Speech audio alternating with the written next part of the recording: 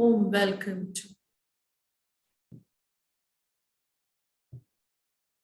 to you all on 84th webinar series that focuses on making effective MCQs for grade 11 and 12 English core. Are you one of the many teachers looking for various techniques to motivate your students to be patient enough to choose the best possible option given? Do you find it challenging and time-consuming to create MCQs? Do you find it intriguing to make distractors that are possible? If your answer is yes, this is the webinar that you're going to look for. It will definitely take you one step closer to overcome the new challenges that you're facing. Challenges are gifts that force us to search for a new center of gravity. Don't fight them, just find a new way to stand. Let's embrace the new perspective with positive thoughts and expectation. I'm Shalini Shenoy M, the moderator for today's session. I've been teaching English since 2002 in Crescent Public School, Chalakudi, Kerala.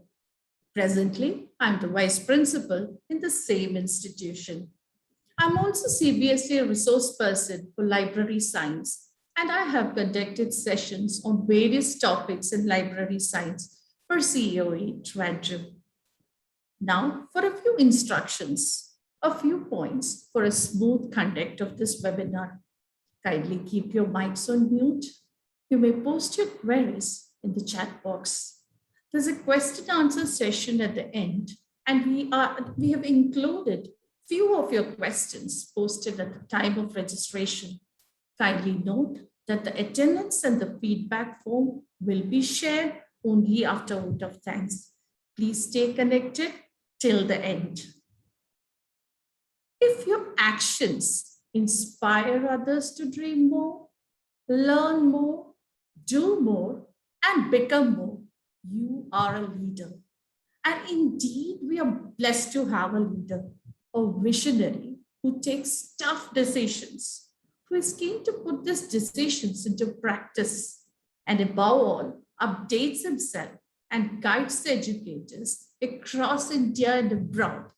He's truly an iconic leader in educational scenario and has received several awards. I extend a very warm welcome to Dr. Abdul Salam Sir, General Secretary, CBSE Bharat Sahodaya Complex, to deliver the welcome address.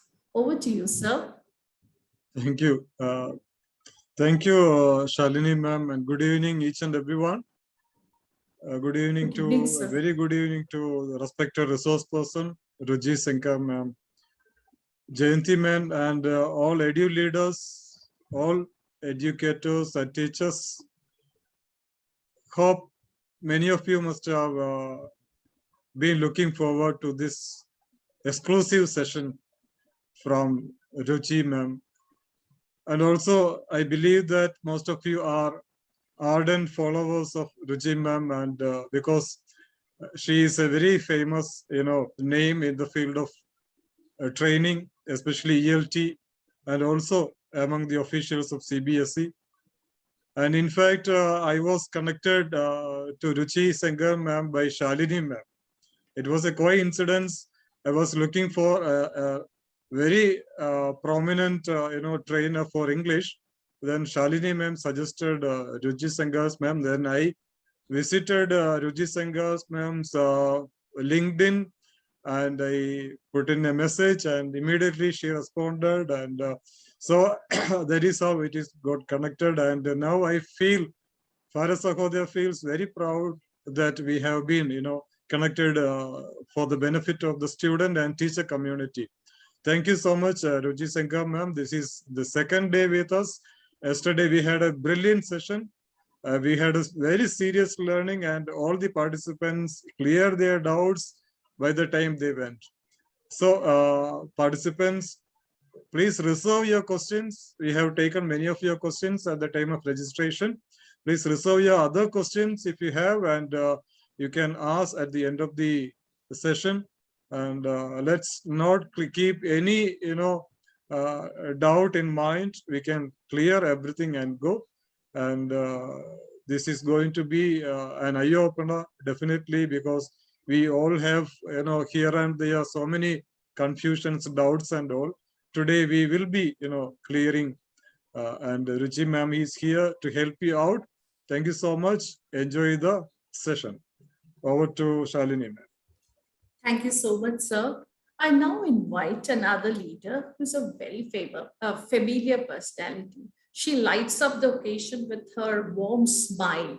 I invite Dr. Jayanti S., Principal, Sri Chamundi Vidyapeetham, Trivandrum, and patron Bharat Sahodaya to offer felicitation. Thank you, ma'am. Thank you. Good evening, and all. This is the 84th web series. I'm so happy to be brought to the 100, the century. We are met here. Today's resource person and moderator are members of our Bharat Sahodaya family. I'm so happy that one.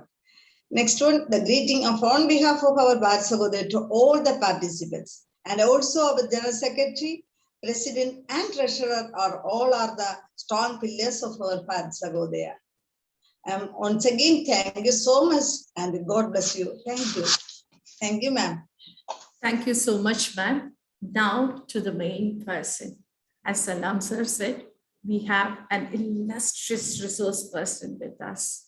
CELTA Passe communication skills professional, YouTuber, CBSE master trainer, material developer, ELT book author, who has worked with various publishing firms and conducted training starting with Oxford University Press, currently to Orient Black Swan, Edward, HarperCollins.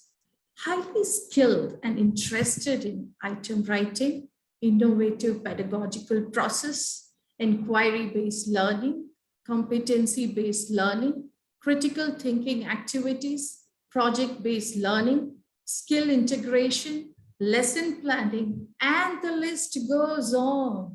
With more than 25 years of teaching experience in Delhi schools, she has been conducting training sessions for CBSE COE across the country. She believes in updating herself and strongly supports professional development opportunities for educators. Let's welcome the resource person for the 84th edition of web training session, Ms. Ruchi Sengar ma'am. Ruchi ma'am, you may take over. Ruchi ma'am, her system is restarting. Yeah. Okay, sir. It got shut down, and she's restarting the system. Soon she'll be joining. And participants, we have taken most of the questions you have put in at the time of registration. Still, you can have very relevant question, and also we have disabled the chat in order to have a total concentration on the presentation. So whenever you have something, you can raise your hands, and at the end of the program session, we will be allowing you to speak. Most of the questions will be taken if time permits, and Madam will be joining very soon. Madam is here, but her system has to, be connected. So, Shalini ma'am. Yes, we had given a few questions to her. Should I read that out just in case our audience want to know what she's going to speak about today? Actually, we can, I think Madam has incorporated those questions in the presentation itself. So on the way, they will come to know that their question is automatically answered. Yes, sir. Yeah, that is how it is. And also, if a few points to the participants regarding certificate and all, you have to enter the transaction number. Many times, lots of mails are coming, and certificate not received. It may be because we get many mails back, bounce back, because some mails inbox is full and some IDs are wrong, because when they type it becomes not Gmail, Gmail or something, it happens, spelling mistake and all, it happens. And also regarding registration and the Zoom link, many times we have been telling the participants, as soon as you register, you will get an auto reply with this link. So that is how it is. Sometimes it may not be seen, but we are sending the mail with the Zoom invitation to each and everyone who has registered. But please see your spam mail and all mail. You have to check your spam mail and all mail. Sometimes it may go and land there. Maybe, you know, it all depends upon the security of the system. So please take care of these points. And next time, please check whenever you didn't receive a certificate, please go to the spam folder, our all mail folder, and check. You'll definitely, it will be there. Or else you can write to us, to the email. Isn't it, Shalini ma'am? Yes, and yesterday, Ruchi ma'am had told important points. For example, there were queries like, should they answer all the questions or should they only select 8 out of 10? So she gave a wonderful answer. I did say that to my students today because she answered that with a question. Who is going to answer their OMR? Who's going to check it? Is it the teacher or the computer? So you get the answer there. So I did the same thing in the class. So maybe repetition of the same thing. Excellent.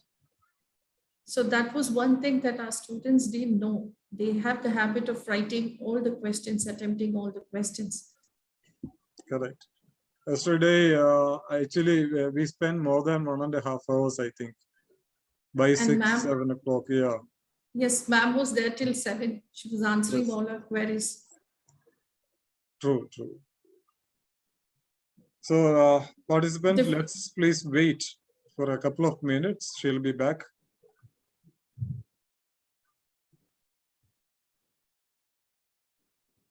You'll be getting a lot of examples. She's not going to teach you theory part. She's going to give you a lot of examples. So keep your books, your textbooks, your notepad, pen ready. Yeah, they can take notes and they can even take screenshots. And also we are recording this program. We will be emailing them maybe tomorrow. We'll be emailing them. The yesterday's session we have emailed to all, and I think most of them have visited also YouTube channel. Please subscribe our YouTube channel, Paras Sakodaya, so that you will get automatic notification for the programs. You can go and visit, and you can have many references there for the benefit of your teachers. Ruchi ma'am is here, I guess.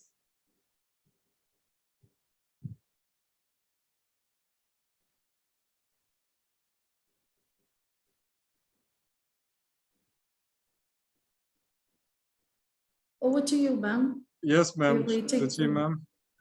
Over to you, ma'am.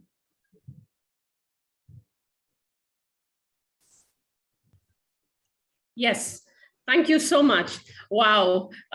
For a second there, I almost died. But technology has a way of functioning on its own. It's a very, very whimsical lady. So thank you very much for having me. I do look forward to today.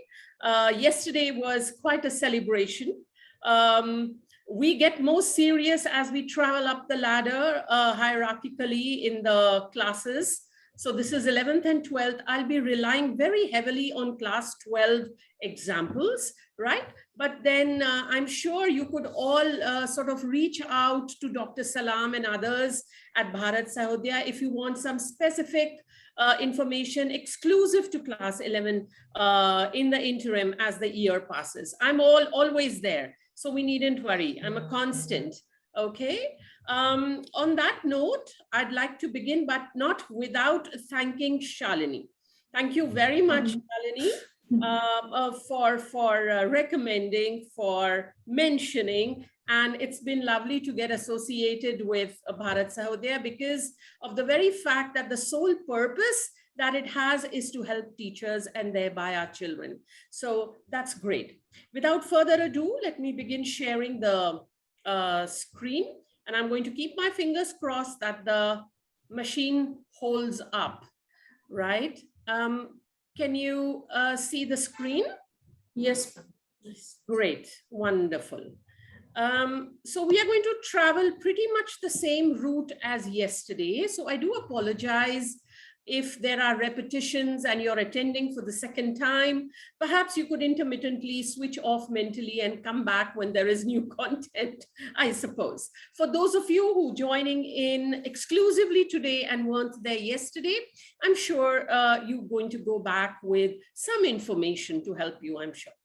Okay, so this is making effective MCQs. All of us know how to make them. But what I really loved for the topic was making effective ones.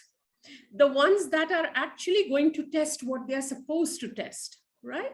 Okay, so let's proceed. So as yesterday, we are going to have the same sequence of events here today, setting the stage, recap of principles of MCQ creation. I'm not going to go into details because I've been told that you've been sort of grounded in those. Common problems in MCQ, just a little quick test. HOTS and MCQs, something that you're all looking forward to. Literature MCQ designs, you're pretty much exposed to them by now because we've had 2 sample question papers, the question bank, and blessed materials floating around the WhatsApp. Writing MCQs, a lot of people mentioned that they'd like to know more about this. Question posed by you during registrations and the questions that you would like to ask post the session. So we have about 55 to 60 minutes with 10-12 minutes for questions. Let's proceed. So let's begin with setting the stage. Nothing is complete without going back to the roots and the standards, which are our outcomes. So the reading outcomes, because we are looking at comprehension and thinking levels, because this is out and out MCQ paper. Learning outcomes at the senior secondary stage. Just keep looking at what has been highlighted for you. Implicit meaning, okay? Inferring from context. Appreciation of figures of speech. Conclusions on ideas, style, relevance. Think critically about issues. I'm not saying it, it's there in your LOs, okay? Complexity of ideas, identifying those. Opinions on characters, events, tradition, cultural norms of societies, viewpoints, and drawing conclusions, all right? So there is nothing here that says make the child memorize questions and answers. There's nothing here that tells you that lecture the child so that the child can amass all the information that you're giving. No, there's nothing here that says so. So usually MCQs stem out of what the LOs are stating. Even the syllabus very explicitly states, whether it was the previous year's syllabus or the rationalized one, it very clearly states inference, interpretation, evaluation, analysis. There is no place to hide. There is no place to hide. There is no point moving into denial and saying, oh no, our kids are going to find it difficult. Yes, but they might surprise you.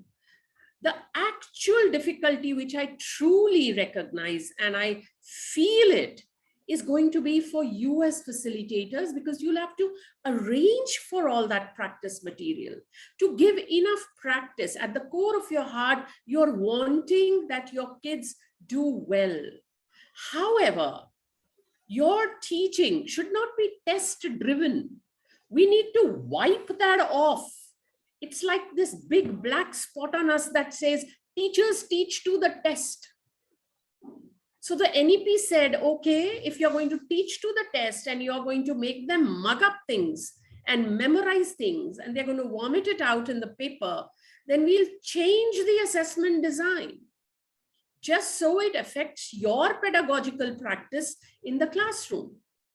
So in order to get the child to be able to solve an MCQ, before doing the tips and tricks of cracking an MCQ paper that I see a lot on YouTube, before that, it's important that your teaching practices in the classroom are catering to what is required. And what is required? Critical thinking. How will the child think critically if the child doesn't have opportunities to voice, to discuss, to state, okay, to question? How are you going to deal with the cognition and metacognition? Okay, there are actual training practices that you can follow. We'll do a separate session for that, exclusively for English. Okay, but till then, translating the text onto a PPT and sharing it with your child is not going to cut it.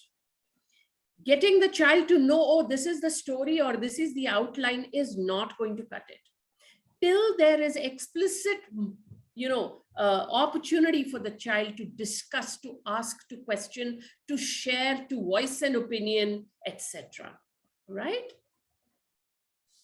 Have a look at this. Just since we are setting the stage, just a little bit that I'm refreshing for you, something you already know. Don't bother about the answer. This is not for your answer, etc. This is what we call the stem. That little piece on the top is what we call the stem. These are your options. This is the key. And what is not the key, that is what is not the answer, are called distractors.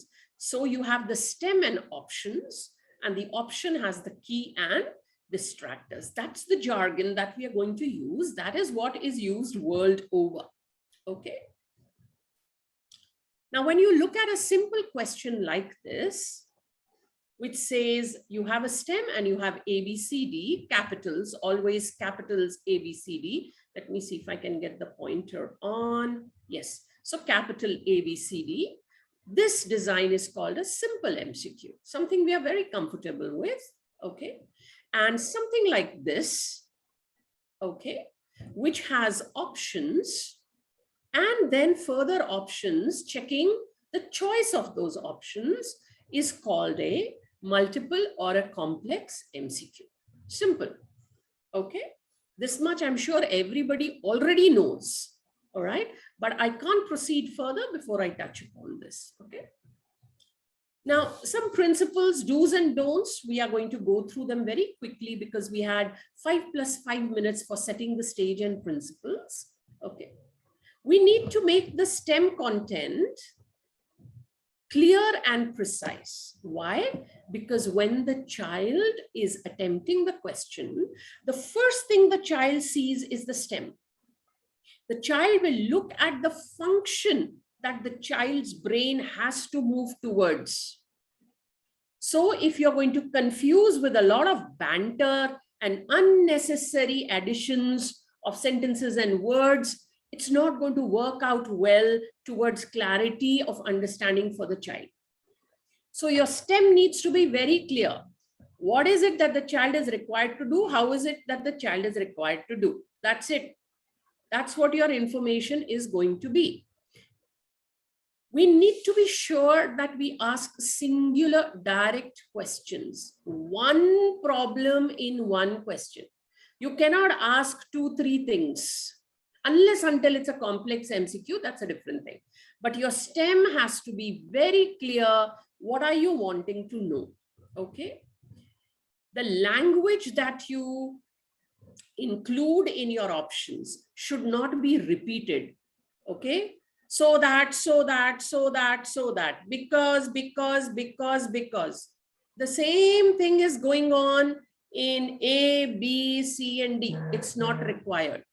So you take the so that and put it up on the STEM instead of keeping it there in the options. Okay. Answer options must use parallel grammatical structure. It's very important. You can't have one option in the present tense, the other as a continuous, then you have a passive voice, and then you have an option that begins with a adverb, etc. No. Whatever you're doing, your options, as far as possible, should have a proper parallel grammatical structure. Why? Because it aids comprehension, faster comprehension. Okay. Good distractors, like Shalini mentioned, and it's quite challenging. Good distractors must be believable. The child shouldn't just look at it and say, oh, this cannot be possible. Our children are smart. Oh, this didn't even exist in the lesson. Oh, this isn't even showing in the extract. Oh, it's not there in the passage. How is this given? So good distractors must be plausible. Okay, otherwise it simply leads to guesswork. And it is important to use words that are familiar to students. You are not checking them for lexical ability. You are checking them for their ability to comprehend and answer. So the words should be of the B2 level. 11th and 12th is B2 level. Okay. What is the way you will know what is the vocabulary range for a B2 level? Your textbooks are more than enough to give you an idea. Okay. Yeah. I mean, if you have to use the word wise, W-I-S-E, use wise. Why would you use sagacious? You know, in the question, why would you do that? I mean, do you want the child to get stumped because the child doesn't know the meaning of the word, right? Okay. I myself am quite guilty of this because last year when we created some questions, you know, this is precisely what one didn't realize. And then when we piloted it, that's what we figured out. The child knew the answer, but couldn't get to the answer because of the block of the difficult vocabulary, right? So we need to be careful what we are doing. We are all on a learning curve. Okay, guilty. All right. Do not use. I love this thumbs up and thumbs down and the green and red, you know, there are some associations for us. Do not use negatively phrased items. Do not do it in your options at all. Okay. The language that you use in your stem or even the extract, do not use the exact word as far as possible. As far as possible, some words cannot be paraphrased, but as far as possible, please paraphrase. Do not use the exact word. It's called word spotting. The child, even whether it's right or wrong, especially in the key, if you use that similar word, the child will go for it. Okay. Using vague or definitive language is highly avoidable. Usually, occasionally, you know, those kind of words. We need to be very clear what we want to ask in an MCQ. It's an MCQ. You're not giving them a subjective question where they can sort of express those kind of things. So you need to be very clear. Why is it usually? Why do we say don't give usually, occasionally? Because usually would mean that there are moments where it is not true. So that gives a loophole, and loopholes are not permitted in MCQs. Okay, yeah. The key should not be longer than the distractors, which means all your options should nearly be equal in length. It's very important. Otherwise, research says that the child goes in for the longest option. Also, as an item writer or a question creator, what happens is when you're creating your options, the tendency is to try and explain the key much more. Okay, and therefore it becomes longer. So you have to guard against that. Okay. Your content of the distractors should not overlap with the key. It should be exclusively different, you know, exclusive.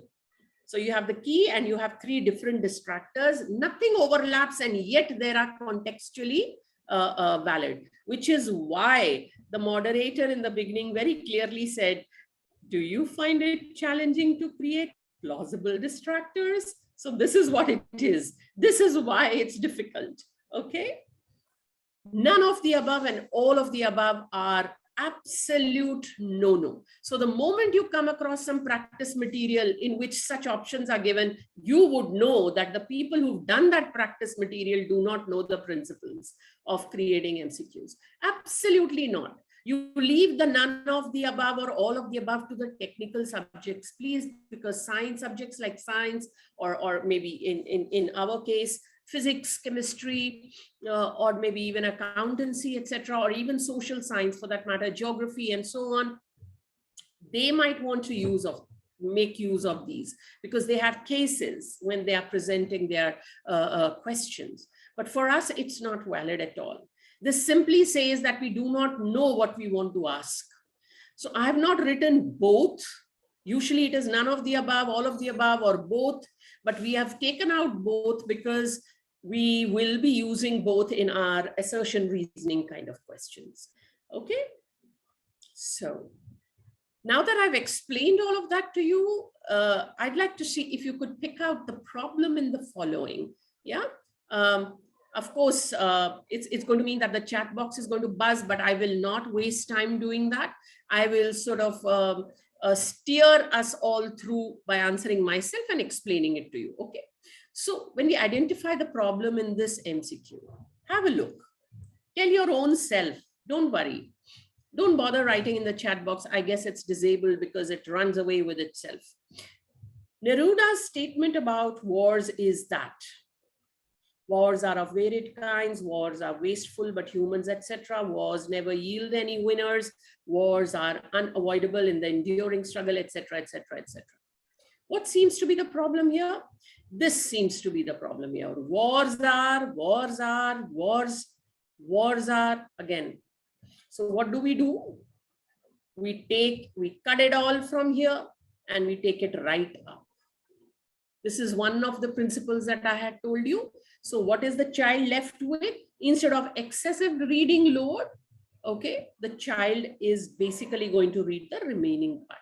Instead of reading wars are or anything else, it could be because, it could be, something like Sahib didn't want to, or Sahib wanted to, or Anis Jung said that, that could be repeated. This is so because, this is so because, this is so because. So no need, remove it from there, rephrase your stem, ensure that it goes right up. Okay, so you have to clean up the act. So this is just for an example. I know it's not a part of your term one. According to Neruda, wars are always wasteful, often wasteful, usually wasteful, rarely wasteful. Ridiculous. So you can't use vague definitive terms like that. Please guard against that. Do not use it. It leads to a lot of guesswork and conjecture, and we ought not to promote that. Okay. What seems to be the problem here? Select the option that identifies the tone of the poet in the poem, My Mother at 66. Apprehensive, dejected, troubled, concerned. All.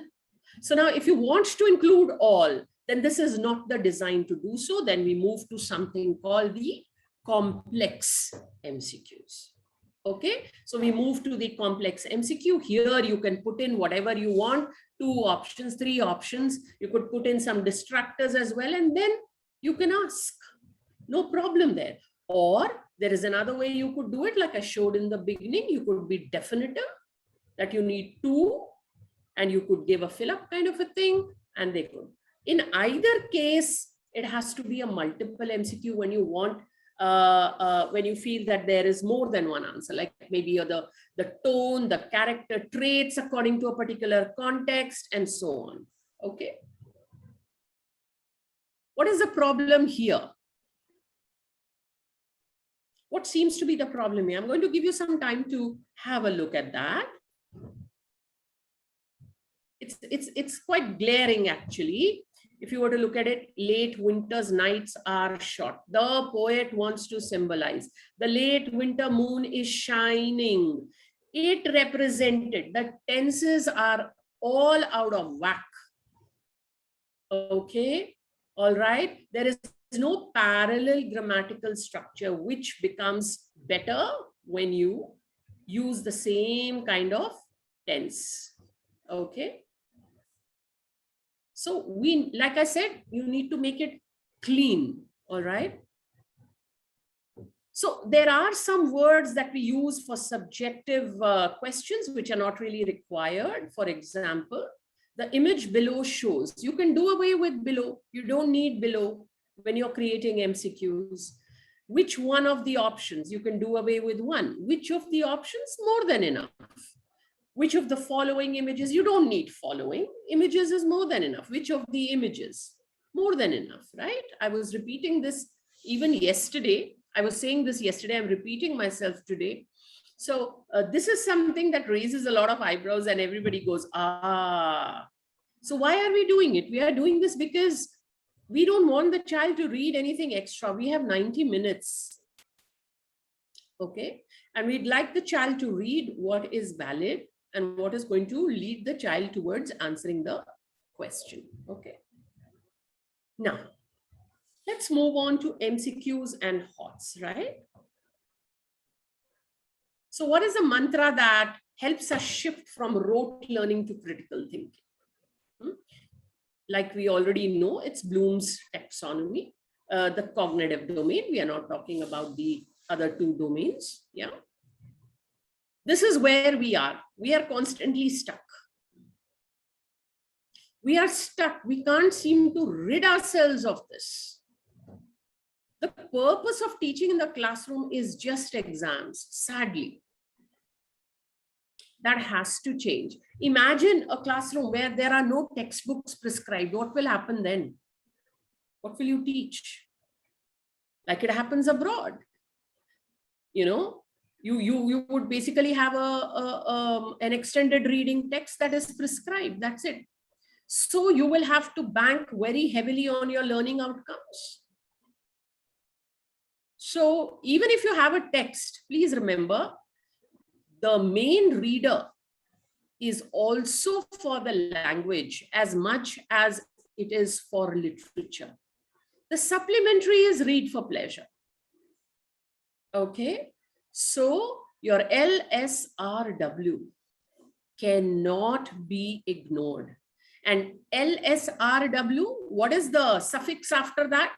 Skills. Listening, skills. Speaking, skills. Writing, skills. Reading, skills. But it will happen only when we move away from this. We forget that we as teachers have to train them on the skills. Unfortunately, because of this, we've started training them on the products. So for us, the mission becomes chapter 1, chapter 2, chapter 3, chapter 4, not LO1, LO2, LO3, LO4. The NEP says CBE, competency-based education. C means competency, not chapter.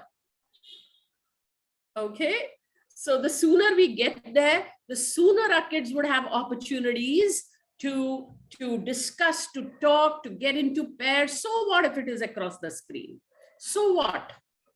I know teachers who go into breakout rooms. I know teachers who create groups for 2 weeks at a stretch. The same groups go on. You'll find a way out. Okay, I'm not saying it's possible with a lot of comfort. No, it is not. We are a vast country. There are schools that don't even have, there are children that don't even have devices. But they've started coming. God willing, things are going to move towards getting better, right? Okay. Now, this is something you all already know. I will not delve into this. Okay. However, I will share with you how I've simplified it. Okay. So the CBSE says interpret, analyze, infer, and evaluate. All right. So this is what it means in the ladder of lots to HOTS. A large number of questions are basically interpretation. Even those the children find extremely difficult to do. Why? Because they've understood the story or the outline. They've understood the central idea or the theme, but they really haven't understood the author's tone, the purpose, their own points of view, and the questions would be on these things. You know, if you want to analyze, infer, and evaluate, you will not find the answer in the text. You will only find the context in the text. So this has not been sudden. It's always been there in the learning outcomes. It's always been there in the learning outcomes. It's not been sudden. Okay. So there was a time when you had reading passages and there were questions and the child had to write the answers, and the child would just pick up the relevant 2-3 lines and copy them as it is. Even then, we were quite distressed that how do we know?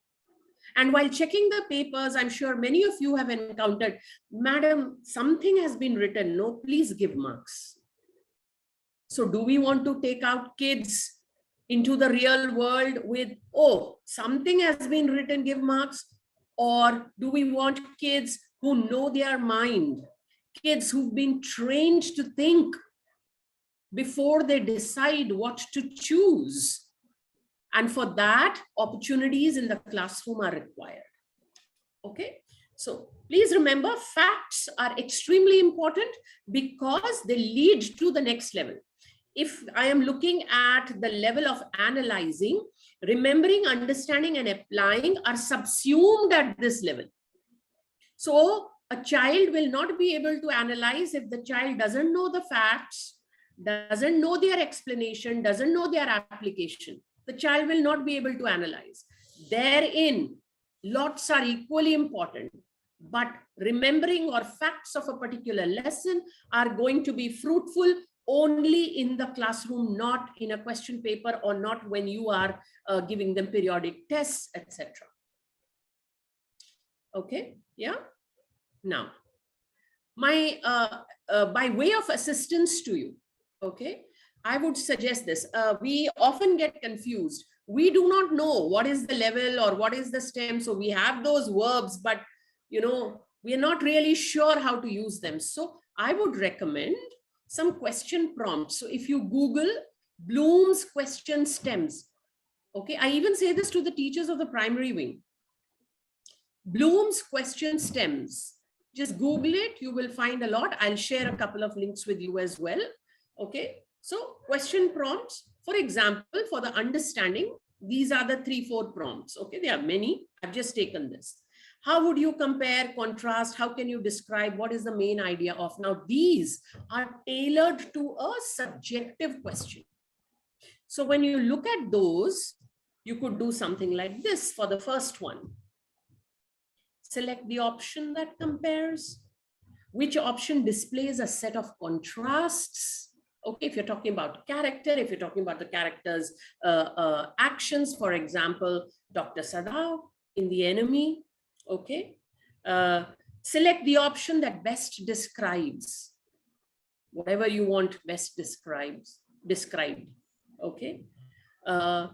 Identify the main idea of the extract or identify the main idea of paragraph 3. We have comprehension also. So you could do that. So you would have, I'll share these 2 links. These would really help you.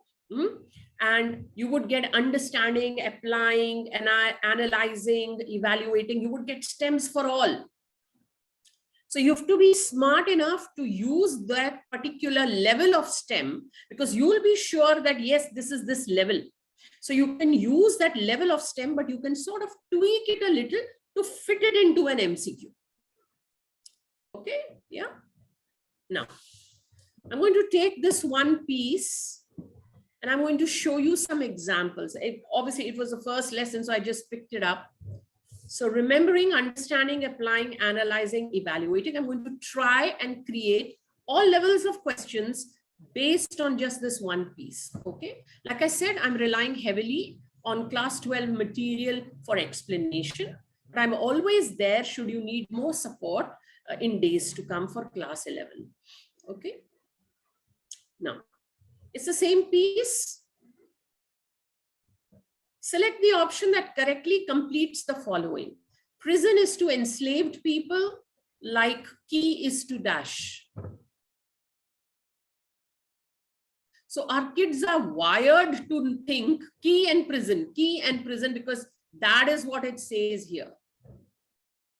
So the question is, prison is to enslave people, like key is to Own language, grammar, lesson, beautiful language. This has all been taken from the extract,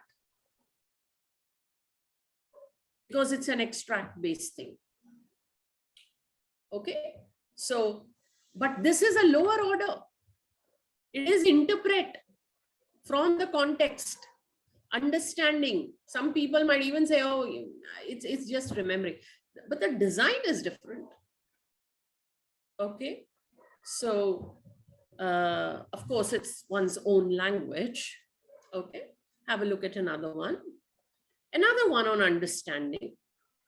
Select the option that lists the purpose of repetition in the sentence. So the child looks at this sentence, the child has to figure out where is the repetition, and the child has to display that the child has understood. Is it the purpose of repetition rationale for the study of French grammar, repentance for missing the lessons, realization of the imminent loss ahead, reiteration of what France was feeling? Obviously. Okay. It is just, it's still lots, it's lower order. Okay. Another one on understanding. I was amazed to see how well I understood it. Okay. Select the option that does not. So we have very few such questions. Very few. Usually negatives are avoidable. Select the option that does not explain why France found the grammar lesson easy. See, it's been capitalized, it's been highlighted, because the tendency is to pick the right answer. Okay. And then the child will say, oh, there's so many right answers. This is wrong. This question is wrong, and so on. Okay. So we highlight it, we make it bold. Any irregular instruction has to be highlighted and made bold. Okay. So France was paying careful attention in class this time. So what is the question? Why France found the grammar lesson easy? Why France didn't find the grammar lesson easy, or explain why France found the grammar lesson easy, an option that does not match. So he was paying careful attention. No, that cannot be, because that's not a does not. MHML was being patient. France was inspired and had found new purpose to learning. France had realized that French was the clearest, most logical language. That's the answer. That does not fit. That's not the reason why he found it easy. Okay. We are still at understanding. Look at the variation that we can do in the designs, but I have to draw your attention to the fact we are still at lots. We haven't even touched HOTS.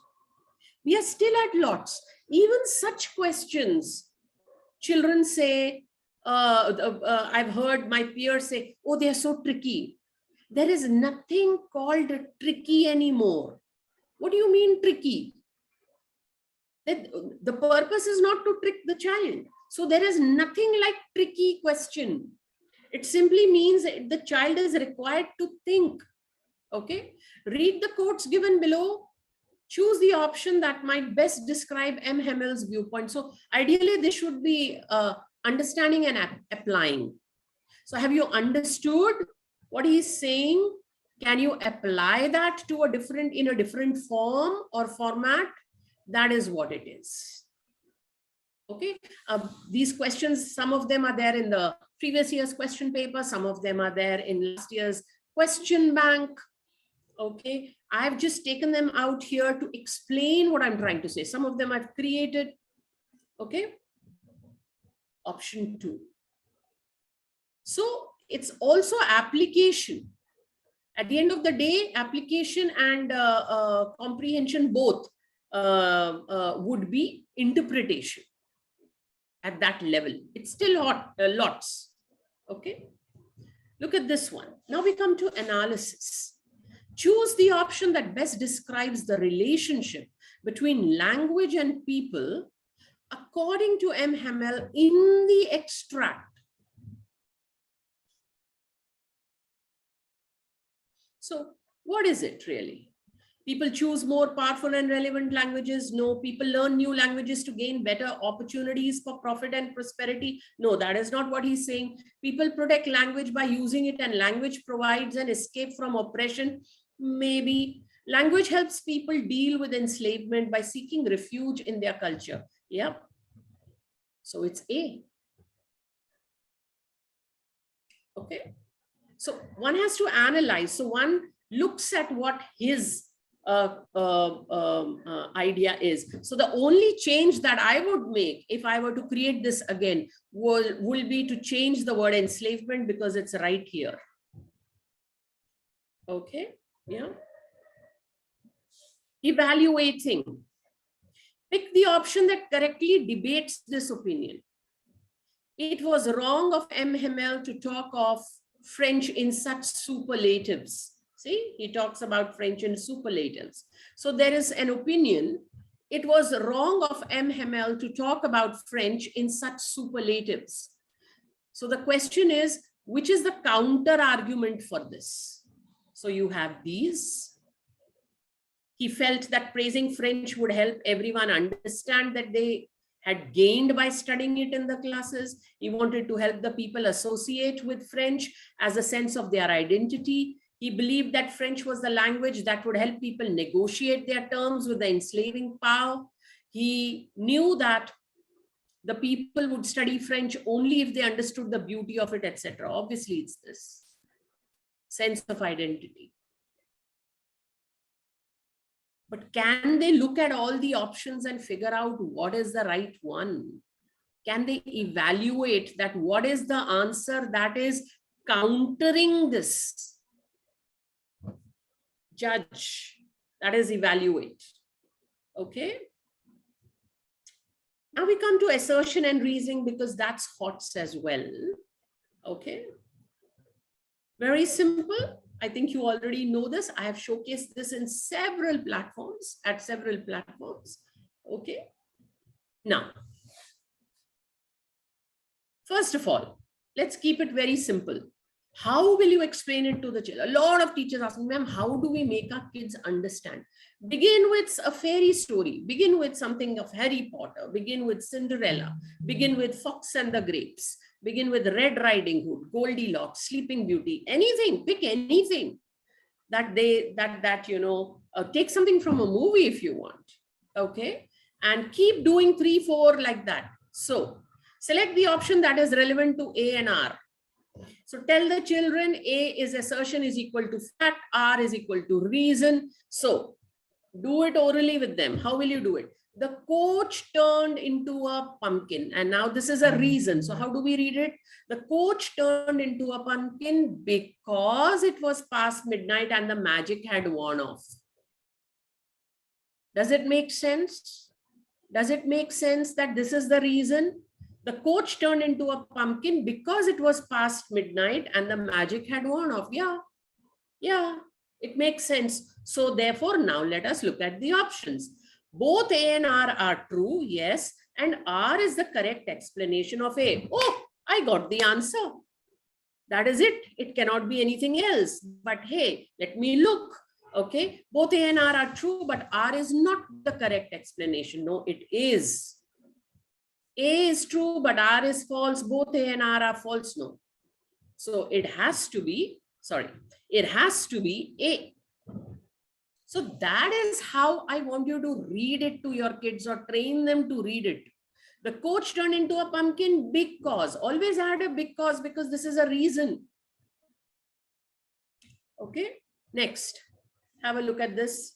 I think this is class 11. I have a tendency to pick up the first chapter that okay. So assertion, Khushwant Singh was being taught music at school. Okay, because music had lewd associations for grandmother. Huh? Ridiculous. Khushwant Singh was being taught music at school because music had lewd associations for grandmother. No.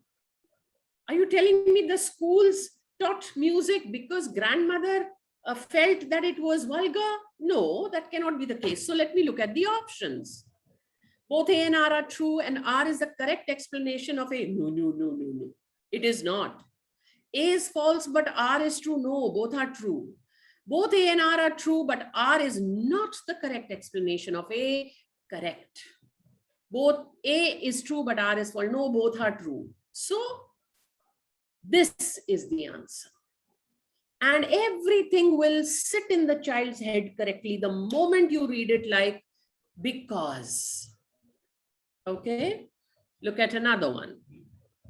Music had vulgar associations for the grandmother because grandmother had known of music being used by harlots. Yes. Yes.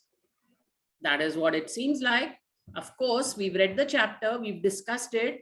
Ma'am explained, sir explained. Okay. So both A and R are true, and R is the correct explanation of A. All you have to do is speak it aloud with them once, twice, 3 times, 4 times. Get them into the mind space where every time they see an AR kind of a question, they go with because. The answer will present itself to them. Okay. So first of all, are these 2 statements true? First, what is it that did? Oh, we've looked. Is this a true statement according to the lesson or the extract? Yes. Is this a true statement? Yes. Now let me read it. Okay. All right. Look at another one. Grandmother. Now this is not A and R, because we are not a technical subject that we stick with A and R all the time. We can even take the liberty of doing 1 and 2 and develop different relationships. It's a subject that has language. We can use that to develop different relationships to question whether the child can analyze or not. Grandmother felt that music was not for the gentle folk. Grandmother associated learning music with vulgarity. So grandmother felt that music was not for the gentle folk because, this is also true, grandmother associated learning music with vulgarity because, this is also true. There is no AR, but yet both are making sense with each other. So one can be inferred from 2. Can you infer 1 from 2? Not really. Just because she associated learning music with vulgarity doesn't mean that we know what she felt about music. Okay, so you can't infer it from 2.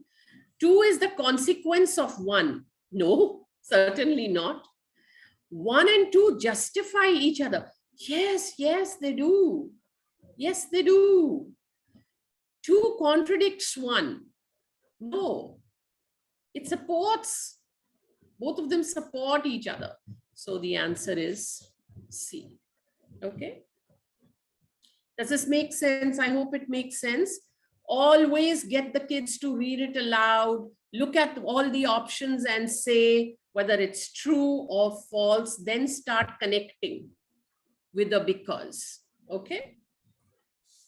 There are other MCQ designs that are there. So I'll just showcase very quickly. One of my favorites from the question bank, when I made it, it was quite a fight, and I've explained to a lot of teachers the logic. Look at this.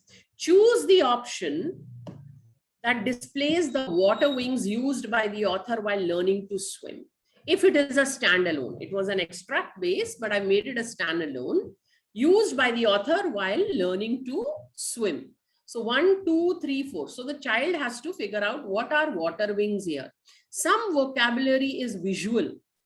No matter how much you explain it, till they see a picture, it doesn't make sense. So now the reason, look at how smart the creation was.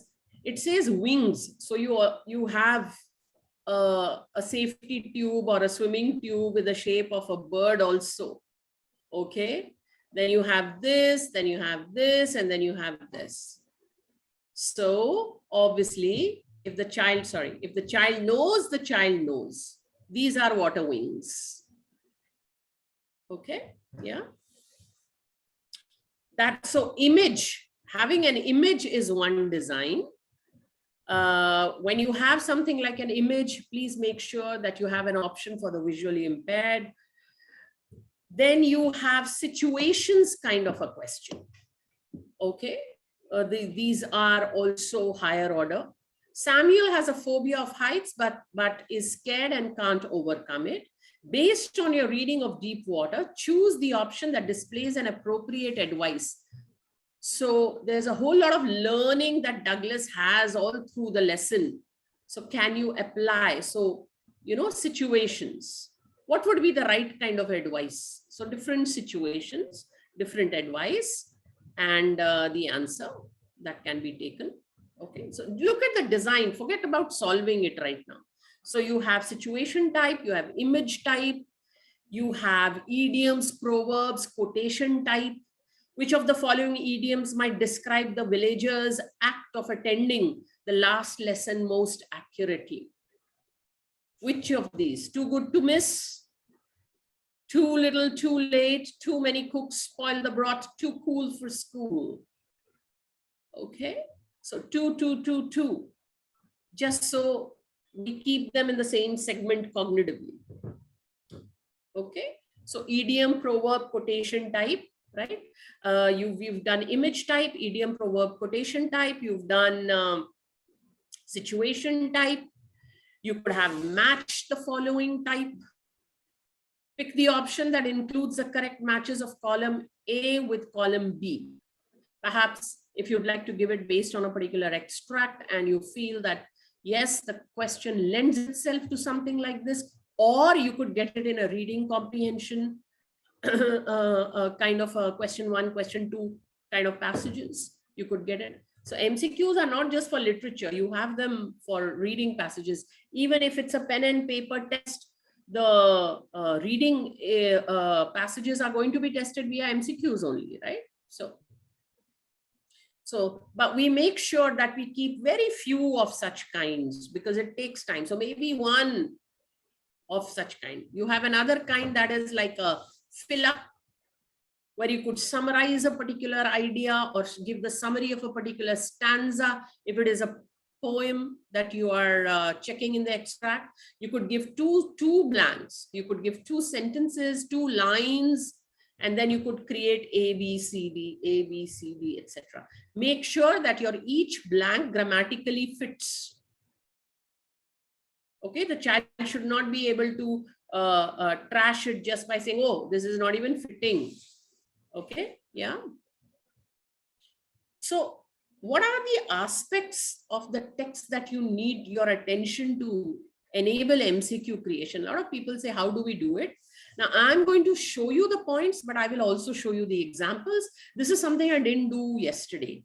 Okay, so identifying the main idea. Now think of your passages also, your extracts also, sequencing, fact, opinion, cause and effect, predicting, summarizing, finding similarities and differences, inferring, writer's point of view and purpose. These are 9. So even if you can manage to create 5, touch 5 of these and have different designs of questions for all these 5. So 2 for a main idea, 2 for fact of opinion, factor opinion, cause effect, summarizing, inferring, maybe 3, 4 questions. You'll get more than 10. Okay. Now, what do I mean by this? Identifying the main idea. So think of a particular passage that is there. I'm just showing you one little part. Okay. Just skim. Okay. Don't bother answering, etc. Just look at the way the question is worded. Now, what do we tell our kids? What are the clues that tell you that we are looking for the main idea? So where will you get such a question? From the title, the topic sentence, and the conclusion. It's very important that they know what a topic sentence is. When you see different paragraphs in a particular write-up, okay, the opening line, the opening sentence is called the topic sentence because that sets the tone of what that paragraph includes. Okay, so you would get a question like this, the main idea, straightforward question. The main idea of the paragraph is. So where does one look? What is the sentence that is going to give us a hint into the main idea? So it's going to be the topic sentence if it is a well-written piece. Okay, or you could ask something like the best suited title for the entire passage or paragraph. How would you title the paragraph? And if you really want to create a more complex question, you could say, you know, your reading passage paragraphs are numbered. Then you could say match column A with column B. So what is column A? The titles. What is column B? The paragraph numbers. What matches with what? I showed you just a couple of minutes back. You could have that kind of a question as well. Okay, yeah. But one odd question like that, because it takes time.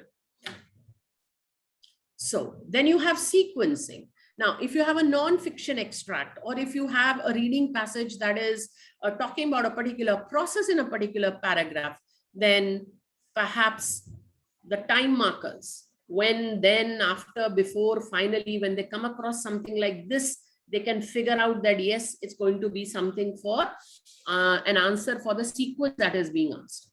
According to the manual, so this was from a manual, according to the manual, which of these actions should a pilot do third? Obviously, it's sequencing. So only if the child reads carefully will the child be able to answer. Okay. And then another variation of this is something like this. Which of the following should be listed as event 2? So you have event 1, 3, 4, and there is a dash here. Now you choose which one can you list as event 2. A, B, C, or D, which one? So I'm just showcasing the designs. When you look at the designs, it tells you, okay, this is what I can use for this one. This is what I can use for this one. For example, deep water, there are a sequence of things, you know, when he was drowning, there were certain things. So at the end of the day, it's going to be lower order only. But there is a complexity in the layering of the question. Okay, yes. Fact or opinion. This was there even last year's sample question paper. It's something that is there even in your learning outcomes. The child should be able to distinguish between fact and opinion. This is how the child can, you have to make the child understand the difference. Okay, yeah. Now, supposing it's a discursive piece, supposing it's a factual piece, etc. Which of these is not a fact? You could phrase it like that. You could even say, which of the options correctly classifies fact and opinion? So you could have options that say F-1, 2, and 4, O-3 and 5. Okay, and you have A, B, C, D. You have such a question in your sample paper from last year, I reckon this year as well.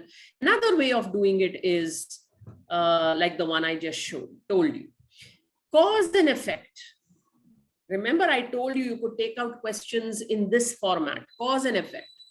Supposing you have a particular passage, so it can't be all about literature. You have reading passages too, right? So you have a passage talking about memes, communication, etc. Pick the option that lists an appropriate cause-effect pair as per the passage. So does the child know that this is the cause and this is the effect? Or is the child just going to pick up things that are neither or are not even relevant relationship-wise? So this is the cause and this is the consequence. So this is the reason, this is the effect, and the child pick that out. So that's one way of asking. Predicting.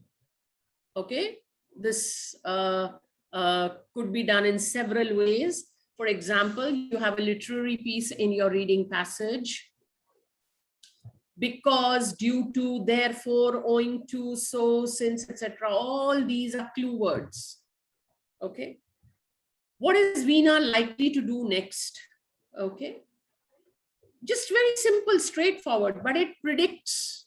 For example, I believe in one of the question papers, I'm forgetting which one, was it class 12? I think it was class 12 where it says, what is likely to be the main idea of the preceding paragraph?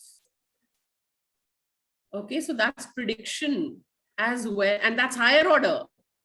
So only if you understand the main idea of the current paragraph, would you know the main idea of the paragraph that is probably going to precede it. Perhaps this was there in class 10th, I'm not sure. So as teachers of 12th and 11th, please make it convenient to even look at the class 10 paper, because if nothing else, you would get to see the variation in the designs, the ways in which the question can be framed. Okay. Another way, what will Veena probably do the next time she's invited? Okay. So there has to be some logic to it, some rationale to it, because prediction can be very fluid if it is not phrased well, okay, in an MCQ. Summarizing, like I showed you a fill-up kind of a question. So there are other ways to summarize. Now this is a factual piece. For example, pick the option that best summarizes Birsa Munda's attitude towards the British. Okay, straightforward. Another type, which sentence would you omit out of a summary of reasons why Birsa Munda is considered a great freedom fighter?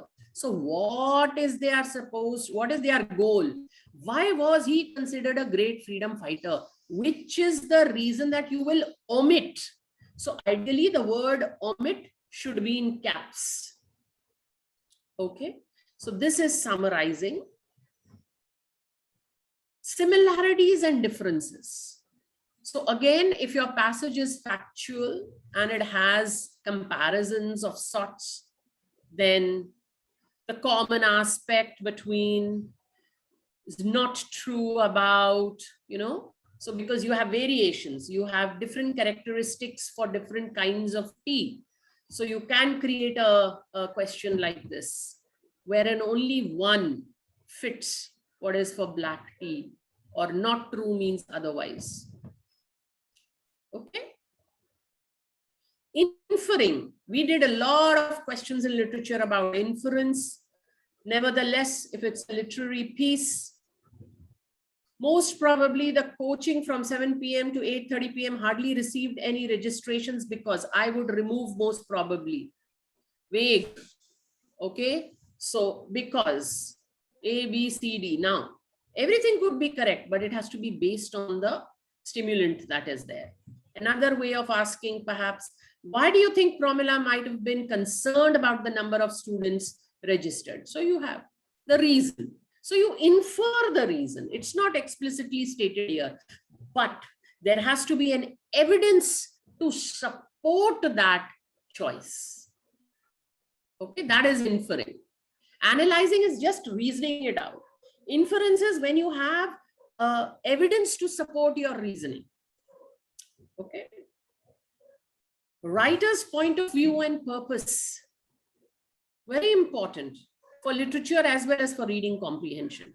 Now, supposing you have something like this, the writer's tone. Why has the writer used ellipsis? Why did the writer use those spaces? Why did the writer, where are the pauses, the gaps? What do they mean? What is the purpose of that? Why did the writer put that in brackets? What was the author? So are we talking about those things? Okay. Another way, the writer wrote this letter hoping to. We have a letter in one of the units. What was it? Rat trap, I think. The writer wrote this letter hoping to. So what was the writer's purpose or the author's purpose, if you want to extend it? What is your point of view based on a particular context and such? Okay. All right. Now, writing MCQs, everybody has a fair idea. You've seen the sample paper, but I will just rationalize it for you. Now, usually we have questions like this and questions that are even worse out in the market. There is a paucity of material, which is why teachers are using this and exposing their children to it. However, if you look at the sample question paper, you have no question that is similar to this. We are not doing GK. We are doing writing skills. Skills. Okay, so have a look. What have we been taught as teachers, whether it was our B.Ed or whether it was our learning experiences? We've been very clearly told that to inculcate writing as a skill, you have to follow a process with the students. You don't have to teach the product. For example, if it is an article, you give them a sample, you insist title, byline, by so-and-so, whatever. We keep talking about that. Paragraph, intro, body, conclusion. But where is the material? That is where the focus is. So where is the collecting of ideas? We do it. We do brainstorming, etc. Then what do we do? Okay, now you've come up with great ideas. Now let us write. So are you sharing organizers with them? Do you have those organizers ready? Can they fill up mind maps or flow charts or organizers? Do they know how to create a think chart, fill up columns? Okay, do they know all of that? That is your job. Can't blame the kids for not knowing. Okay, so organizing of the ideas, organizing, then drafting. That's the stage when they write. So this is an MCQ. So imagine what they are doing when they are writing. So you are looking at their fluency, their ability to connect one sentence with the other. Then you have editing. Now they've written it. Can they look at their mistakes? How does one edit? By getting some feedback. How do you get feedback if the teacher is not giving feedback? A self-checklist or a peer check. Do we encourage that? Yes, ma'am, we do peer checking. How? Ma'am, they exchange and they do. How? Is one of the peers a teacher? No. So do you have a checklist? Do you have a rubric ready? Does the child know what to refer to look and check? If we have not been doing this, then the writing section will be a challenge, especially when it is going to be a writing MCQ. Let us not fool ourselves into thinking that when it's a pen and paper question, the children will be able to write. You have no idea. If it's going to be critical thinking, then it will be ensured. What will you do if most of the format is already given? Then 2 hours, 3 hours that you have spent drilling the format.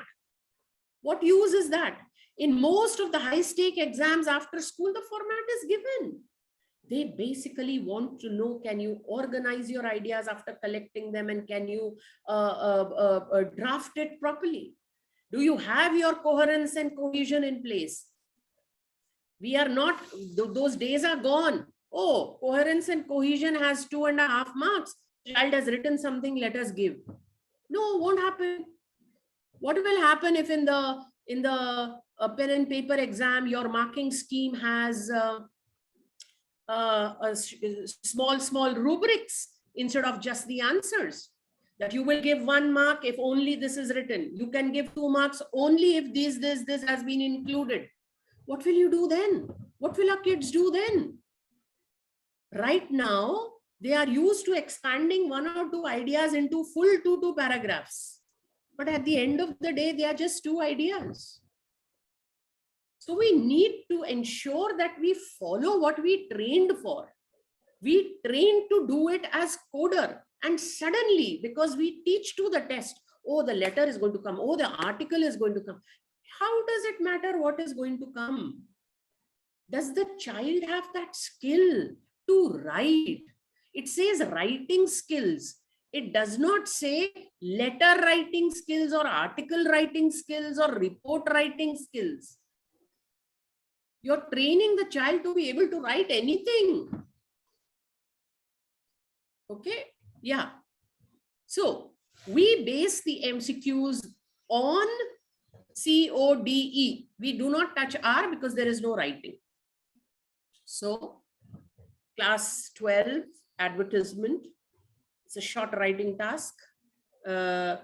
Miss Kalyani, the owner of a newly built flat, wishes to sell it and drafts an advertisement for the classified columns of a national daily. I've done this with a lot of teachers already. Okay. Select the information Miss Kalyani would need to include in the advertisement. So what are we doing? Collection of ideas. Collection of ideas. Keep in mind, how can I collect the child's ideas? And you'll be able to create the question. Okay, so the same rubric, and you have collection of ideas and you give the child the option. They know this, they know it, they'll be able to do it. It's very simple. It's a short writing task. Okay, yes. Collection of ideas for a letter to the editor. Collection of ideas. Okay. Select the option that correctly displays the causes for adulteration in food products. Now, letter to the editor is writing a letter about adulteration in food products. Now, there are 2-3 paragraphs in the letter. You are collecting the ideas about the causes paragraph. Causes paragraph. Okay. So, you've given them A, B, C, or D. It's just collection of ideas. Which ideas are going to be relevant to the causes for adulteration in food? If you had said effects, then you could have created a question differently.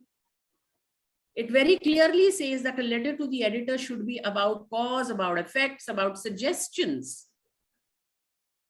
Okay. We are not going to be going in for this. Let's look at organizing ideas. Okay. Now, same question, but now organizing ideas. Okay. Select the option having an appropriate and relevant sequence of points for the advertisement. So the child has finished collecting ideas. Now can the child correctly arrange the ideas? So you have this, what will come first, what will come then. Obviously, you know, review request is not a part. She's wanting to sell. What will she do with the review? So even if a child has said, oh, ma'am, we can organize this particular part. So the answer is that no, it cannot be done. It's invalid. Okay.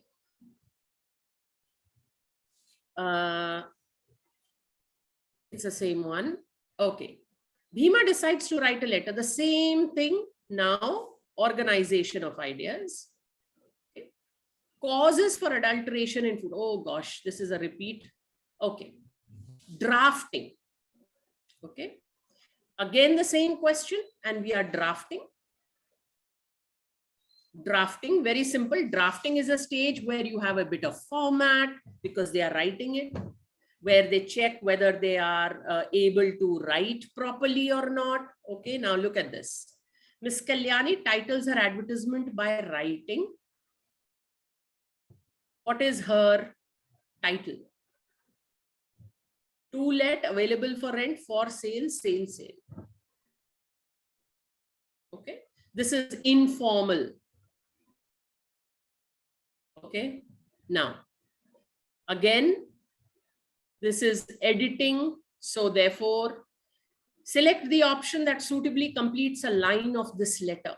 I hope that the publishing of this letter, and you complete it. Sorry, this is drafting. So they are writing it. So what is it that completes it for them appropriately? This is the easiest stage for the child because they have literally memorized the phrases. Okay. Then you come to editing. And you must have seen a question like this in the question paper. Where is the feedback coming from? Now, same thing, letter to the editor. Which peer feedback would be relevant to Bhima's letter? Which peer feedback? So look at the design, okay? And then you have another one which says justify. Pick the option that justifies the choice of including one or two. Which one of the two would you like? So the child says, no, not this one, this one. Okay, so if it is number one, the reason for choosing is yes or no, or yes or no. How would you explain or rationalize it? Okay, so that's a similar kind is there in the paper as well. So editing stage, obviously, if you want to replace a particular line, again, a simple one, because there had to be some that were easy, some that were medium, and some that were difficult. That was the brief for creating the questions. Okay. I'd like to, now that I've explained this to you, I want you to have a look so that we are very clear about what I talked about. Look at this. If you now start noticing, select the appropriate title for the notice. So this will come in the drafting stage. They are writing. Okay. Select the option that lists the most accurate opening of this notice. Okay. Again at the drafting stage. Okay. Select the option with the information points to be included in the body of the notice. Collection of ideas. Collection of ideas. Okay. Would this notice reflect the name of the RWA? Organization or reasoning or drafting? What is it? It's at the drafting stage. Should I or should I not include the name? Okay. Select the appropriate conclusion. Okay. Select the appropriate conclusion. This is again at the drafting stage. Because it was a short writing task, most of the questions have come from the drafting stage, because how much of collection of ideas will you do in one piece? Okay. Now, look at the next one, which is an article. Is a member of Coexistence, a school club that actively promotes animal rights. So now the reason why I'm showing this to you is to validate the technique that I explained to you. Look at this one. Select the option that lists an appropriate title. Great. So an appropriate title, again at the drafting stage, when you've sort of collected your ideas, you've organized your ideas, and then you want a title when you're writing. Now, this is organization stage. This is at the stage of organization. That is why I said, does your child do mind maps and organizers and flow charts, etc. before writing? Can the child collect the ideas and then organize them? Only then will the child begin to write. Okay, so that comes from there. Then you have which option would help Venu with the appropriate organization of relevant ideas. Again, in which order? It's article. You cannot obviously come up with conclusion before the introduction. So because there is a common rubric here on top, there is an idea of how the child ought to proceed. Okay, article writing is academic writing for an exam. Okay, which suggestions from those given below would be appropriate for Venu's article? Now, this is going to be your drafting again, or even collection of ideas for a particular paragraph. And what paragraph are we looking at? The suggestions paragraph. The suggestions paragraph. So which suggestions?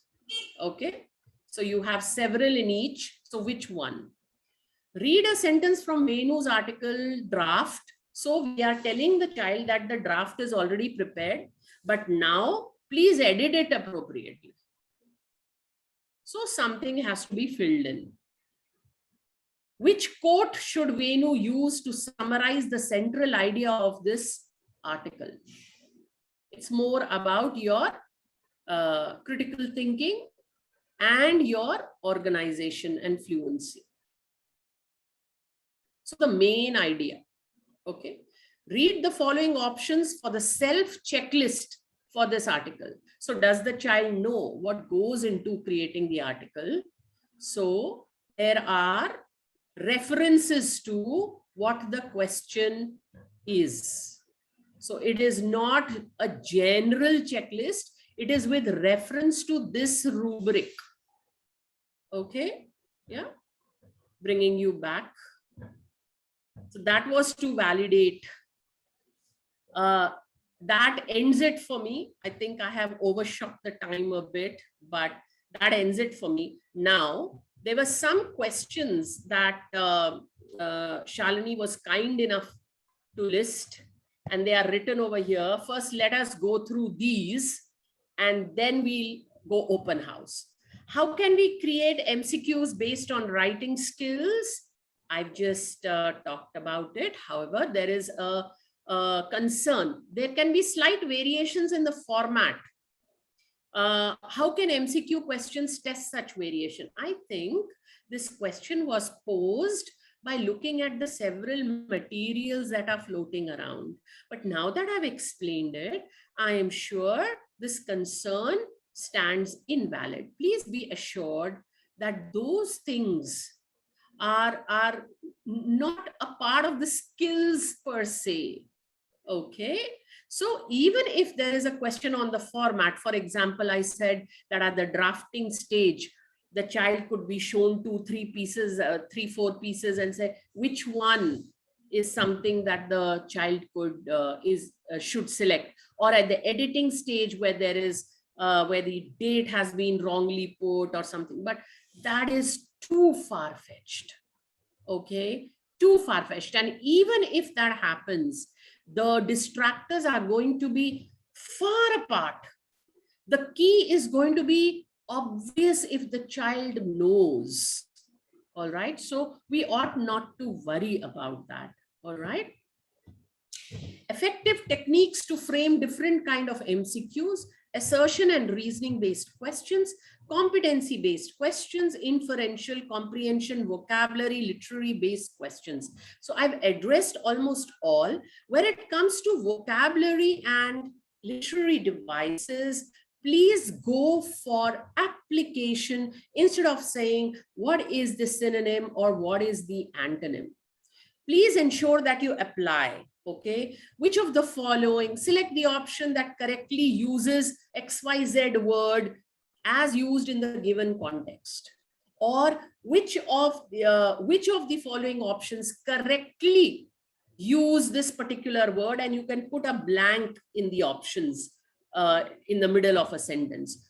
Or like I said, for repetition, I showed you, choose the option that correctly gives the reason for the literary device being used, or choose the option that uses the same literary device or poetic device as used in these lines. So you quote the lines and then you give several options of some other, supposing you want to do simile, so you give other options of simile, and you are asking the child to apply. First of all, the child should understand that, oh, the line that is there in the extract uses a simile. Now I have to therefore check which of the given options have a simile. So that is how you need to create your questions. There have to be inferential or application based. They cannot be rote based. Identify the literary device. That is rote based. Why would you give a rote based question? Where is the learning? Where is the thinking? You have spent hours in the classroom. Underline this. This is assonance. This is this. This is enjambment. This is this, which is great. But can the child apply it? Can the child take that learning into the real world and use it? Okay, those kind of questions. Guidelines to prepare case-based MCQs. Pretty much the same. We don't have separate case-based MCQs. Our whole passage is case-based as question 2. So please don't worry. This is more for technical subjects, right? Technique tips to help students tackle different kinds of MCQs, especially when the options are confusing. The options won't be confusing if the child can rationalize.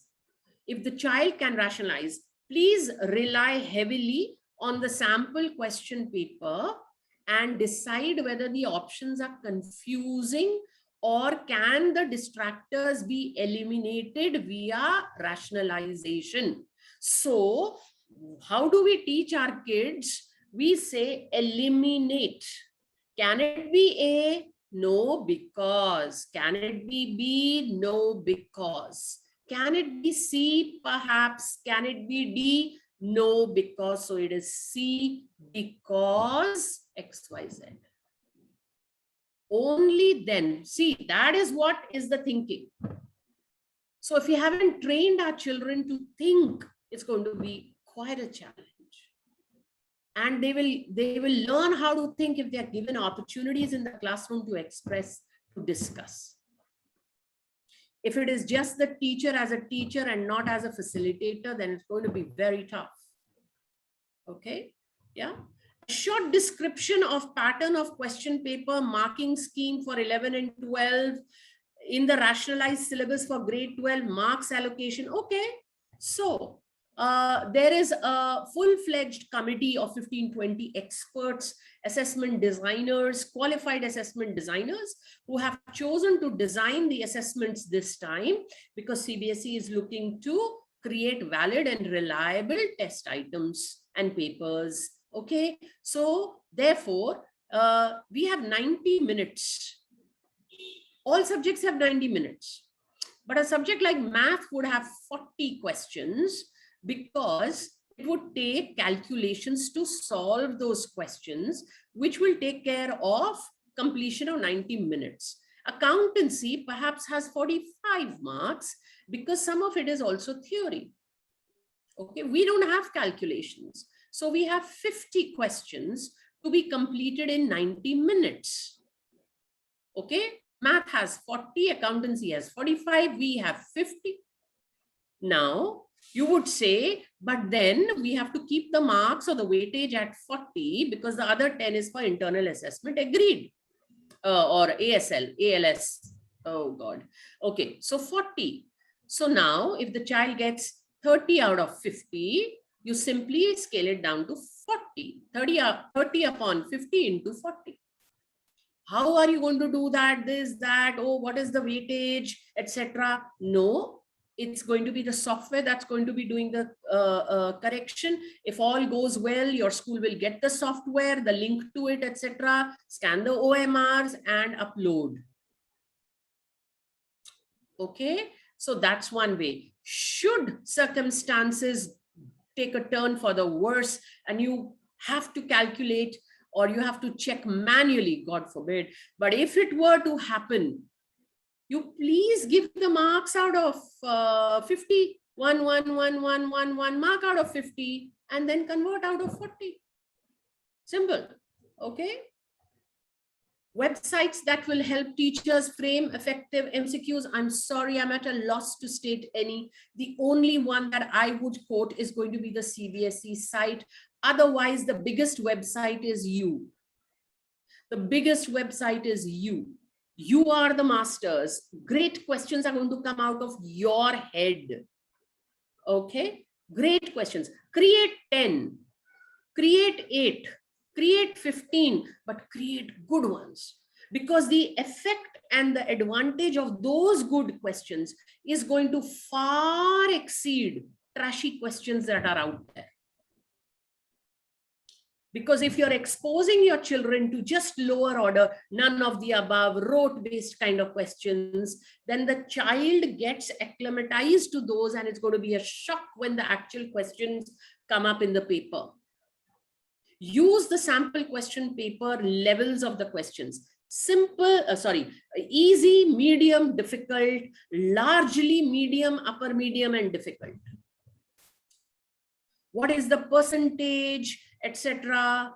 That design has not been released. There has to be a balance tilting in favor of upper, medium, and difficult. Minimum 30% HOTS are going to be there, minimum, but they can exceed. Okay. Grammar-based MCQs for grade 11 and how it can be made interesting. Well, we are going into pedagogical practices here. How grammar can be made interesting, that's a different ball game altogether. This session is not for it. Grammar-based MCQs, fairly direct MCQs. It's a very factual. It's like math grammar. So, that's what it is. MCQs. The teaching of grammar, of course, can be extremely creative. Okay. Tips to frame questions based on pictures, true, false, match the correct. I think I've done the images. I've showed you match the following true, false. I have also shown choose the option or select the option that is true. Okay. Short description on conduct of ASL. where do we get the listening tasks audio? No, you don't. Whatever little is there on the CBSE, what is that portal that you have, right? Otherwise, I can suggest, please write down RANDALL. RANDALL, Randall's ESL Lab. Randall's ESL Lab. Okay, when you open that website, you would get easy, medium, difficult. Okay, easy, medium, difficult. So many kinds of audios. You will also get pre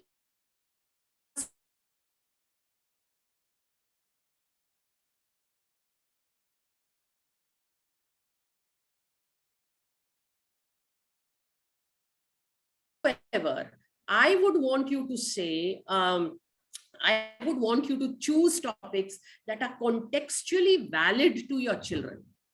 Okay, so for example, you could use something that is on travel, or you could use something that is on food, etc. But you certainly won't use something on parental relationships, etc. You wouldn't do that, right? So also, if you can get your hands on the transcript, you can make certain changes, you can read it out yourself. Okay. If you feel it's good, then you can go with the audio that the site gives you. I love Randall because there is quality of material there. So I've been using that as ideas for a very long time now. RANDALL, Randall's ESL Lab. Okay, yeah. Or maybe you could search; it'll throw up some. Okay.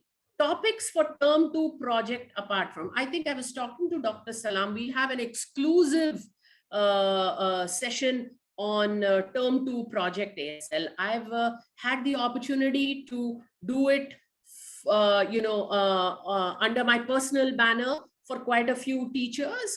I'm moving into the 3rd batch. Once that is done, we can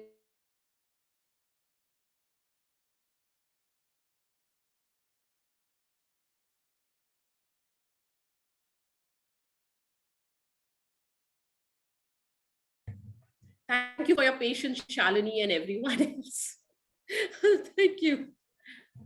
Thank you so much, ma'am, for the enriching, informative session. I have a question in the chat box. I think you've answered partly. How can we minimize, if not eliminate, the inevitable guesswork in MCQs? So how can we eliminate? So it's not going to be the child's fault, because the children are tuned to be guessers and act smart because it's an exam and they want the marks, etc. So how do you minimize? By simply saying that if they guess, they are not likely to get it right. So they will have to substitute guessing with rationalizing. Now, how can that happen? That can happen when you showcase quality MCQs that do not support guesswork. So the quality MCQs, like I showed you, like, you should be able to eliminate via rationalization. If you can just simply pick up and say, oh, this has no relevance, this distractor is not even plausible, it won't work. So that is the only way, okay, that it will happen. If you have poorly created MCQs, the children will say, oh, of course, it's not this. So then we are promoting that kind of habit, which is not going to work out in the long run or in life. It won't work. Yeah. The next question, ma'am, is there a standard number of options to be included in MCQs, like 3, 4, 5? Do we have something like that? A, B, C, D, 4, because our OMR is designed as such. Our OMRs are A, B, C, D. Okay. If it's a listening test, the options are 3. But when it is a prosaic assessment exam-based thing, CBSE has gone in for 4 options, A, B, C, and D. Not 1, 2, 3, 4, A, B, C, and D. Participants, if you would like to ask questions, you can raise your hands, please.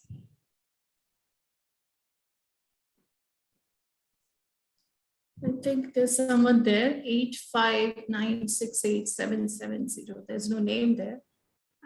Good evening, ma'am. I am Susan. I had talked to you yesterday as well. Oh, hi, Susan. My God, you sat through it again today. Gosh. Okay. Always a pleasure to be in this meeting. Ma'am, I needed a little bit clarity on art integrated project for grade 11. I could not find anything related to it on the CBSE website. So is there an art related, or are there state fairs this year as well for grade 11? No, they aren't. They were never meant for grade 11. Right. It was only for classes 1 to 10. It still is. Right, ma'am. But not. So there is no art integrated project for grade 11? Or is it ALS project as mentioned in the website? Yes. It is ALS. Yes. And that itself is going to include a lot of art. Right. Right. But not state fairing. There was a meeting in my school, and then there was we were at loggerheads about this, and I just thought I needed somebody from the authority to actually say that yes, it is the ALS project this time. Susan, the authority are the circulars. Yes, ma'am. Where say class 11 has to do state fair projects? Not at all. It never was the case. Right, ma'am. 11 and 12 stands valid for AIL, but that is pedagogical. That has got nothing to do with the project. Correct. 11th and 12th project is ALS, which is pretty elaborate. Right, ma'am. Yeah. Right. Thank you so much, ma'am. Thank you, ma'am. We go to Smita, madam. Good evening, ma'am. Hi. Ma'am, thank you so much for this session. It was much needed. And when I was giving my kids the tests, they would say, ma'am, it's so confusing. And I realize now that the questions were just fundamentally wrong, and it is not the kids' fault. I feel so bad for them now. Thank you so much, ma'am, for this. Ma'am, I have just one thing. You explained assertion reasoning very beautifully. Ma'am, when I explain inference to my kids, I tell them, can you understand this from the text? Am I wrong in saying that, ma'am? How can we explain inference? It's something that they just don't get, ma'am. Sometimes they say, no, ma'am, we can infer this also, we can infer that also. So they have a different, ma'am, when they read the text, we always encourage them to think, what the author's perspective will be. So, ma'am, when we talk about inference, could you please throw a little bit of light on what we mean by inference? Okay. So when you say that the child says that I can infer this and I can infer this, I can infer this. So that is not an inferential question at all.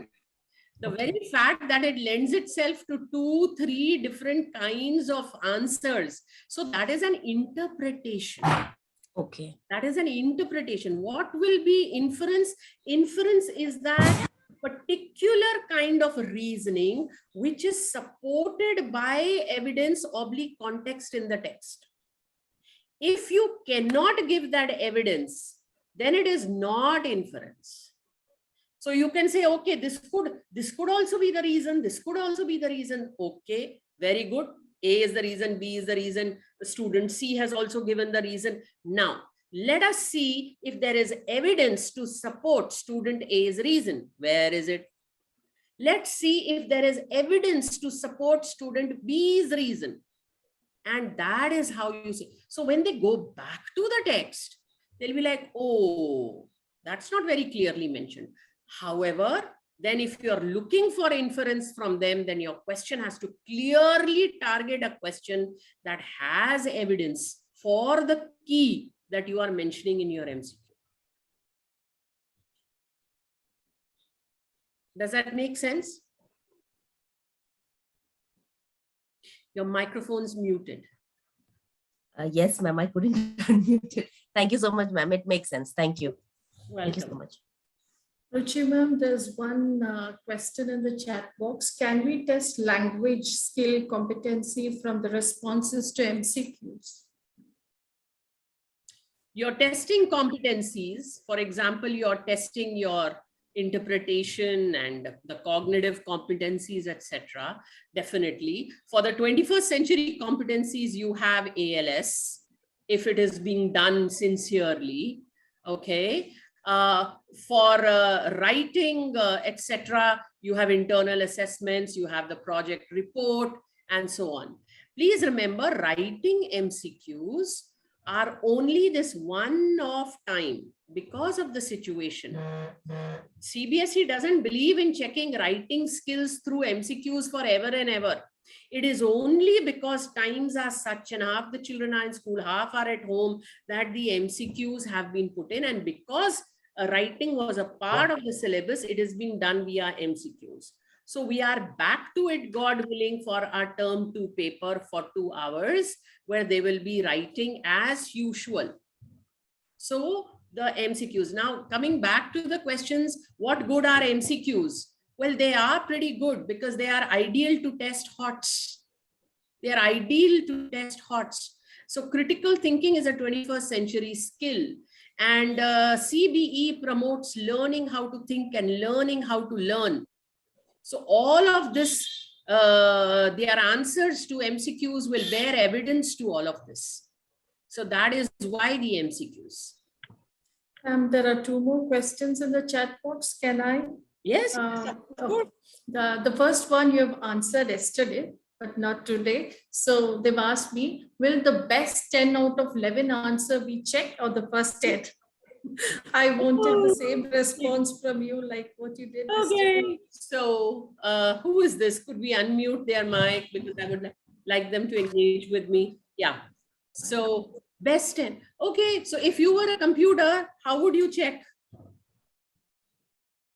If the child is supposed to do 50 and the child has done 60, how would you check as a computer? What would you take? You would take the first 50 that are there instead of the correct. Why is it going to be wired to only pick the right answers? What would have happened had there been negative marking? Are we not training our kids about the choices? Are we encouraging them like we used to earlier that please write something and come? So the instructions are very clear. Question 1, 8 out of 10. Question 2, 6 out of 8. Question 3, I'm talking class 12. Question 3, you have your writing, 5 out of 6, 7 out of 8, or 6 out of 7. And then you have your literature, which has 30 questions, any 26, any. So they can do only 1 question out of the first extract. They can do 3 questions out of the second extract. They can completely leave the third extract. Okay, it's their choice, provided they color the right question number. Okay, so any 26 of 30. This liberty is there only in the literature section. Somebody asked me yesterday, why is this liberty not there in the reading section?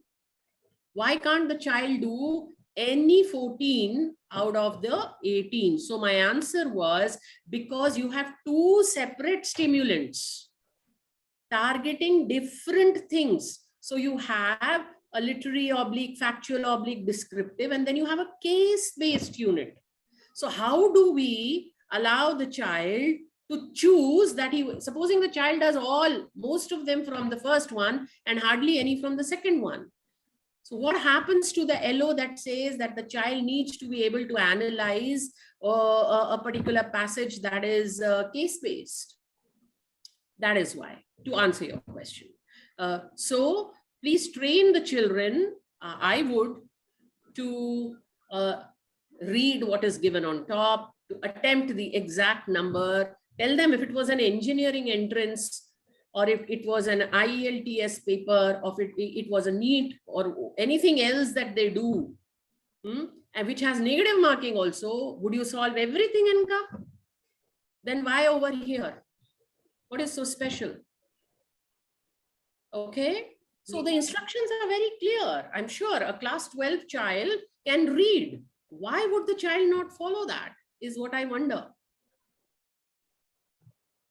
So some of them try to, but we need to caution them. Don't do it. Even if you do only the first 50 are going to be taken because it's computerized. If the CBSE is wiring the software to pick only the right answers, we will get a circular about it. And any kind of circular that is authentic and valid will be on the CBSE side, not floating around in WhatsApp groups.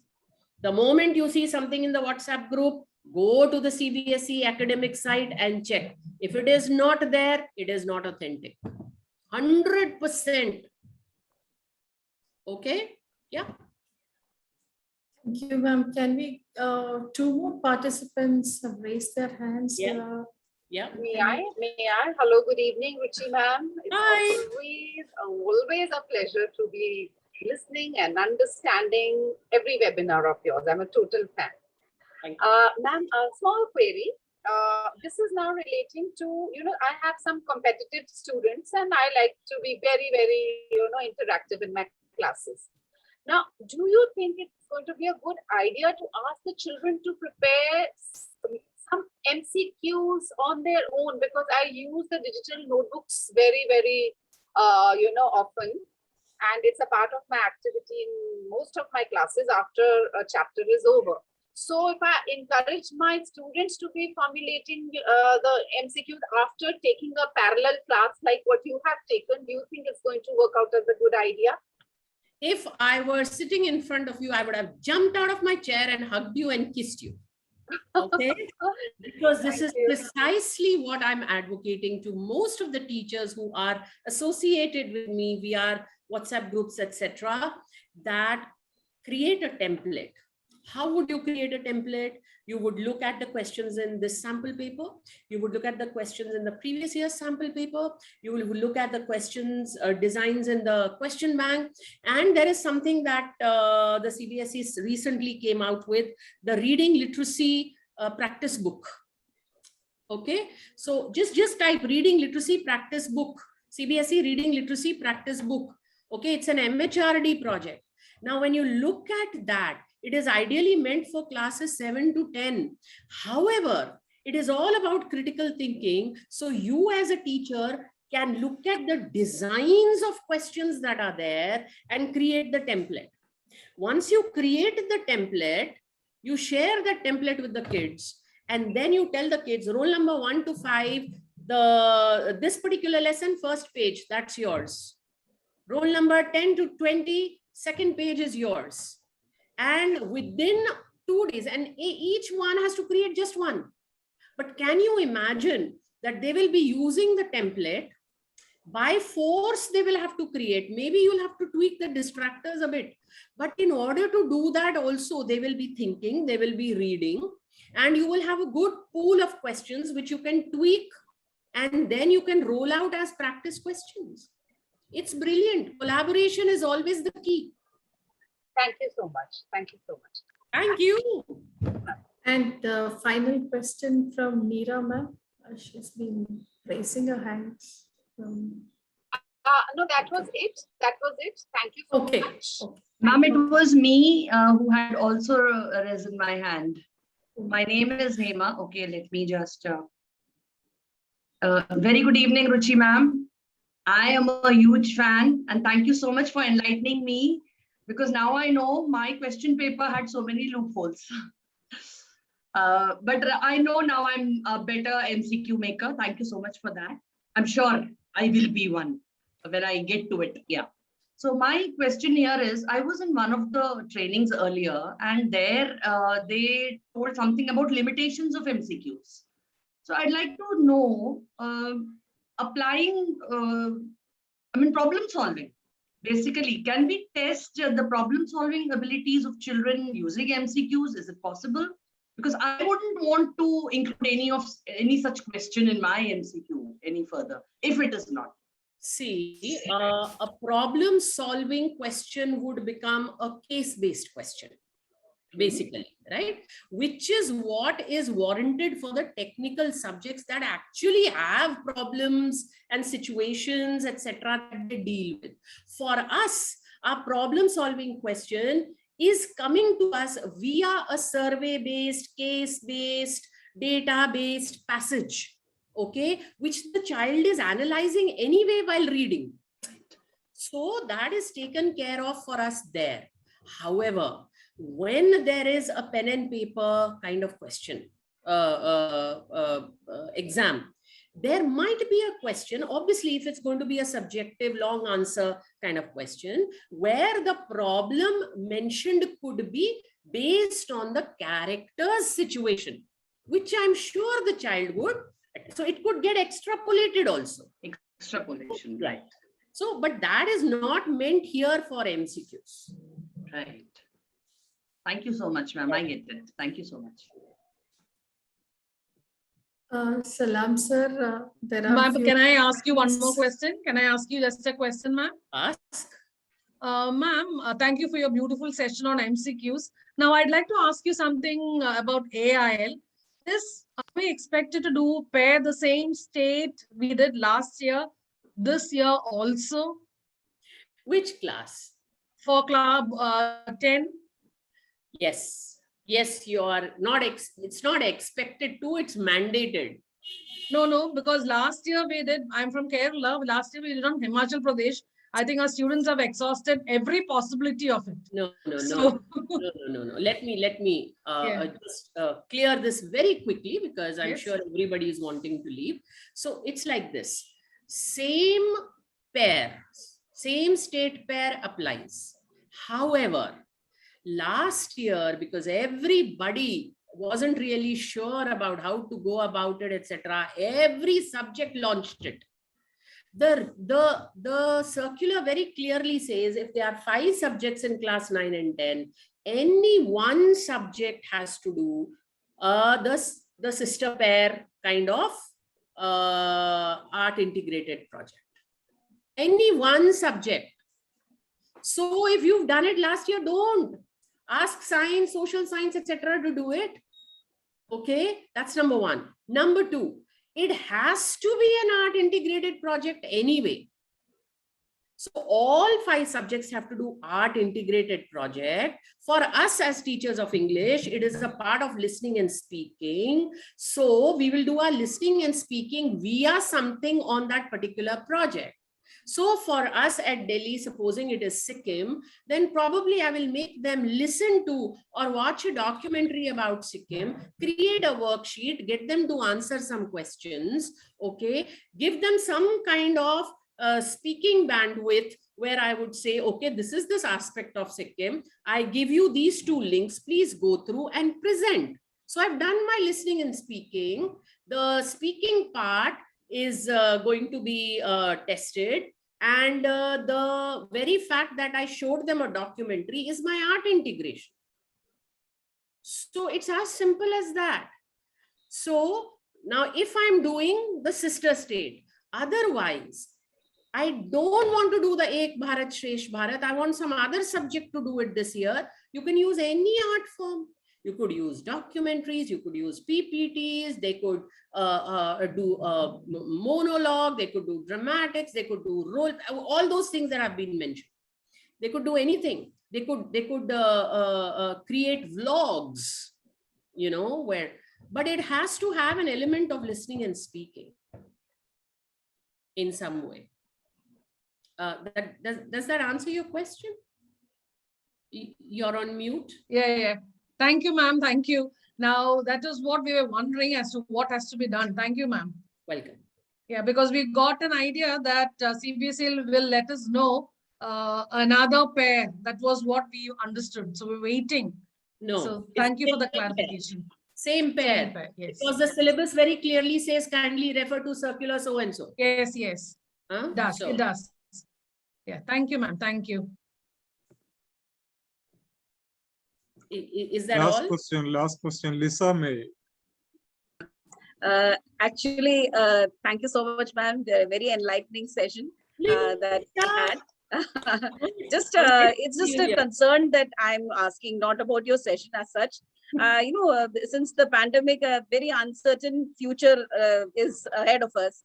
So I just would like to know how these North Indian government schools, I'm sure South India, they do very well. And I think the exams were also conducted last year. But in North India, how is it that these schools, we've seen a big drop in the students and they're not being able to, I'm sure, cope with this new system. So how do you think, just as this NEET is being proposed to be removed from Tamil Nadu, this is the latest news that we hear, can the change be gradual, or will it be as last year, it was still an assessment-based one? So I feel these complex questions, especially the MCQs, based on statement and assertion, require a lot of intelligent thinking, and which I'm sure would be a little, a kind of a drawback for these students who have been doing rote learning all their lives. And so it's just like in entrance exams they face, but are they that tuned to face such a situation? Because the marks will again come down, God forbid. But that's a concern. So can there be a hybrid approach? As a whole system, I feel, should also be optional. This is my concern. That's all. Lisa, that's an intelligent question, of course, but it's more a policy-based question. However, since you mentioned assertion and reasoning, the children have been answering the why questions, haven't they? And when they answer a why question, they always say so and so because. That is exactly what assertion reasoning is. I explained very clearly this, because, and they look at the reason. Correct. If just give them the simplified approach, they are getting so bogged down, poor dears, with the A, with the R, with the A, with the, simply say it's because, just connect the two with because, that's it, forget the A and R.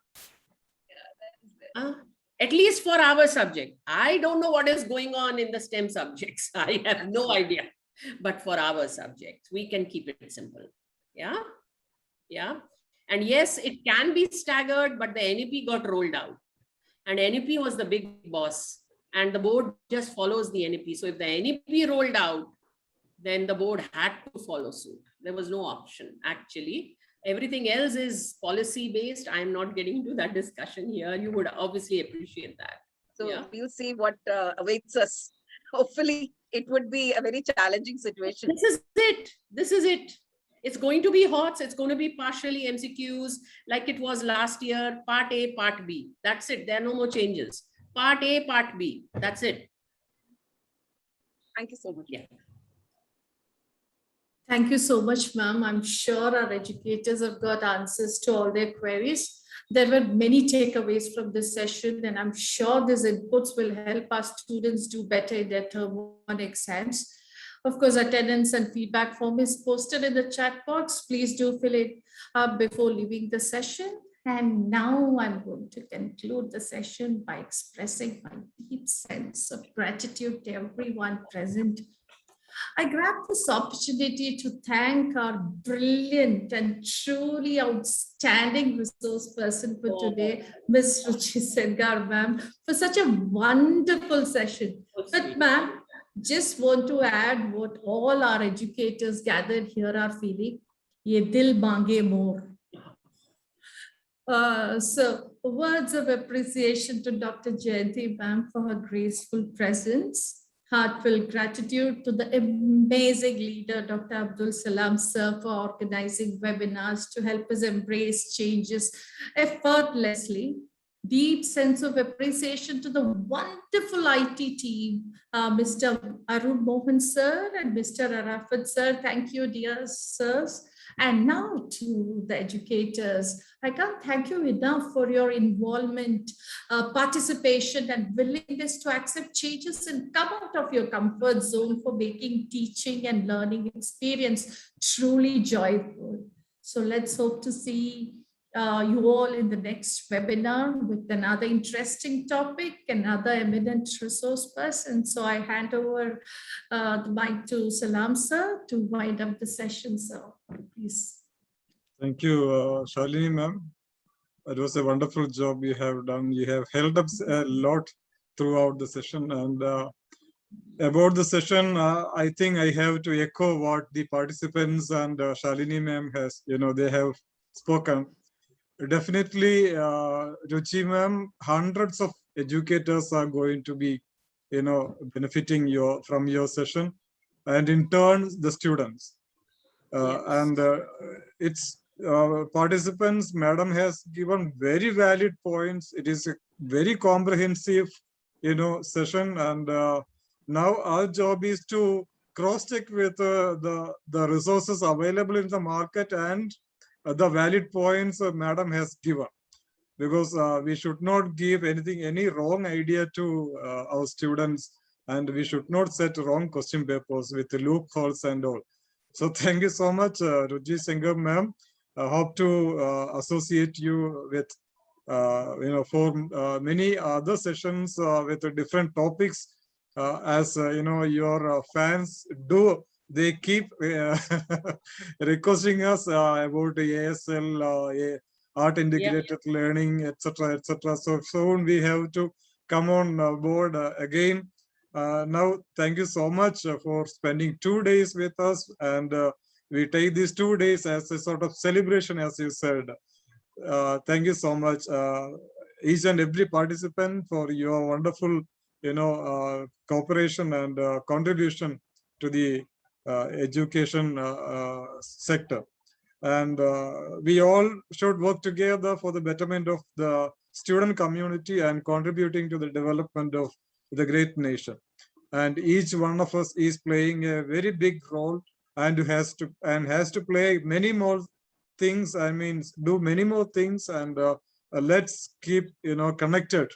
Ruchi ma'am, thanks once again on behalf of each and everyone. Thank you, everyone. Thank you, Shalini ma'am. Thanks a lot. Thank you so much. Thank you, Shalini. Thank you, Dr. Salam. It was a pleasure and privilege. Thank you very much. Bye-bye, everybody. Stay empowered. Stay safe. Thank you. And to the participants, this certificate link is always the same. You can use it at any time. Those who want certificate, they can use it any time. But please give us the feedback through this. Thank you so much. Sir, there was one query, sir. Some of them wanted to join the English group. They can send me a message. I will add them. Okay. I will give my WhatsApp number. Yeah.